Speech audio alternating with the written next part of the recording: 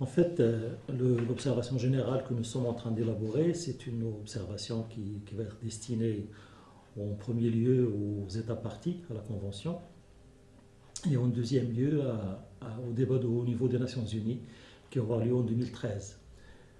Pourquoi? Parce que ce que nous constatons aujourd'hui, c'est que la situation des travailleurs migrants en situation irrégulière s'aggrave de plus en plus à travers le monde, les flux augmentent et on ne leur reconnaît pratiquement aucun droit. Donc, donc l'objectif de cette observation générale, c'est d'attirer l'attention de la communauté internationale sur la situation de cette catégorie de travailleurs.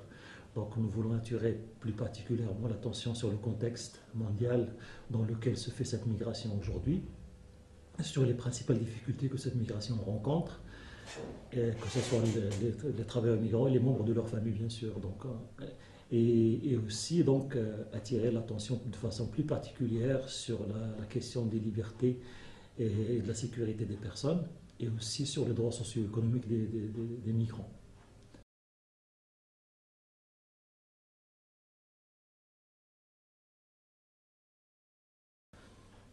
Oui, bien sûr. Donc, je crois que depuis la Convention est entrée en vigueur, il y a une dynamique, y compris dans les pays occidentaux qui n'ont pas encore ratifié la Convention. C'est qu'il y avait dans chaque pays, ça existe toujours des campagnes de ratification, donc animées principalement par des ONG aidées par le comité.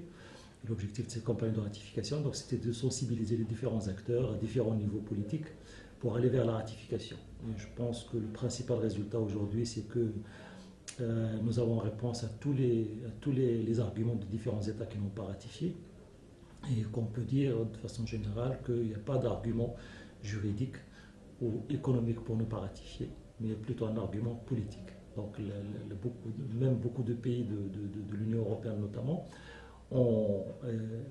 disent qu'ils sont prêts à ratifier. Mais depuis qu'il y a eu la directive de Lisbonne, qui donne maintenant qui préfère à ce que les États ratifient dans le cadre d'une ratification globale par l'Union européenne. Donc ça a stoppé un petit peu cette volonté. Mais au jour d'aujourd'hui, certains pays soutiennent la Convention. Donc, et même, je dirais, même quand ils n'ont pas ratifié la Convention, ils l'appliquent de fait, parce qu'on trouve quand même que les migrants ont un certain nombre de droits. Comme la Convention c'est un minimum, donc dans certains pays, on trouve qu'il y a plus de droits que ce que donne la Convention. Et aussi, l'élément important, c'est que la Convention, même dans les pays occidentaux, ça reste la référence sur la protection des droits des travailleurs migrants et des membres de leur famille de façon spécifique. Donc, à chaque fois, elle est citée, à chaque fois, on y fait attention. Mais je pense que notre comité a fait un rôle important de pédagogie, parce que nous sommes intervenus à plusieurs reprises à travers le monde, à chaque fois pour expliquer, parce que ce qu'on a découvert beaucoup dans les pays occidentaux, c'est que les États, les responsables plutôt, jugent la Convention sur la base d'a priori, sans avoir vraiment pris connaissance de son contenu. Donc quand on leur explique le contenu, donc, ils disent que normalement ça devrait se faire, pas partout, mais pour des raisons politiques, ils ne le font pas.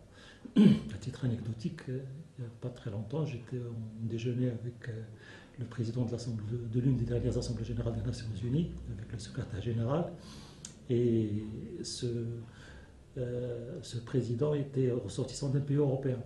Et il m'avait dit, de toute façon, mon pays ne va pas ratifier la Convention.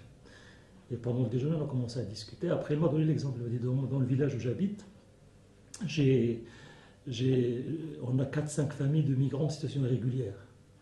Et pourtant, ils ont le droit à la santé, ils ont le droit à l'éducation de leurs enfants parce que la constitution de mon pays autorise ça. Ben, je lui dis, c'est ça, monsieur le président, c'est ça la convention. Donc, vous n'êtes pas en contradiction avec la convention.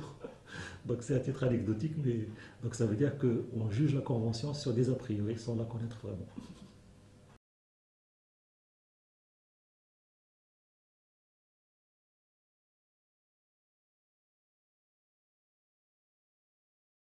C'est vrai que je m'étais élevé un peu contre ce concept de migration que certains pays veulent mettre en place, parce que peut-être je connais ou j'ai une idée sur ce qu'ils veulent en faire au final. Parce que déjà, quand j'observe un peu ce qui se passe au niveau de la migration entre deux pays, c'est-à-dire un pays d'origine et un pays d'accueil, déjà il y a beaucoup de déperdition de droits. Par exemple, quand un migrant travaille dans un pays et retourne chez lui après la retraite, il y a des droits qui ne le suivent pas. parce que les droits, tout ce qui vient des cotisations, ça peut suivre, mais tout ce qui vient de l'aide de l'État, de la subvention publique, ne suit pas. Donc, il y a la question de la transférabilité de droits. Il y a des fois, je connais beaucoup de cas parce que je consulte avec beaucoup d'organismes internationaux sur cette question-là. Aujourd'hui, nous avons beaucoup de migrants. Si je prends le cas de mon pays, le Maroc, beaucoup de migrants qui ne retrouvent pas la trace de leurs droits acquis.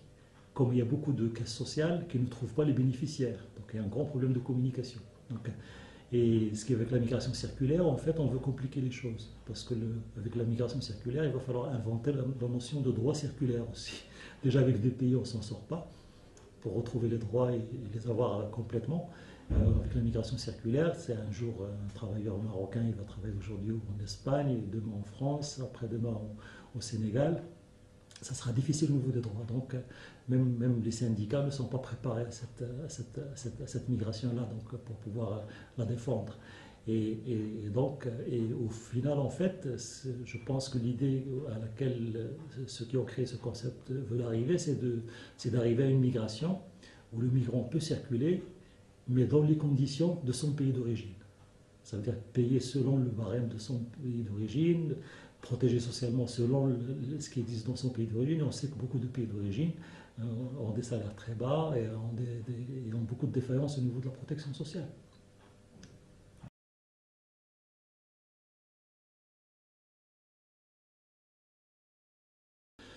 Et puis comme je pense qu'il fait un travail formidable, donc puis comme je le connais depuis 2 ans maintenant, je crois, 2 ou 3 ans, nous avons beaucoup travaillé ensemble. C'est une organisation structurée qui travaille avec beaucoup de méthodes, avec beaucoup de professionnalisme.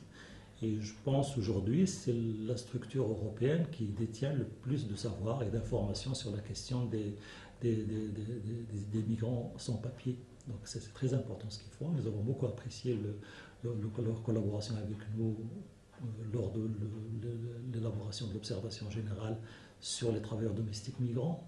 Et aujourd'hui, donc, nous continuons de travailler ensemble sur la question des travailleurs en situation irrégulière. Donc, ce qu'ils font, c'est très important. Donc, on les encourage à chaque fois qu'on peut. Et ils sont associés, donc, que ce soit dans le cadre de la plateforme des ONG qui nous accompagnent ou en tant qu'EPUCOM, en tant qu'organisation seule, dans tous les travaux pratiques.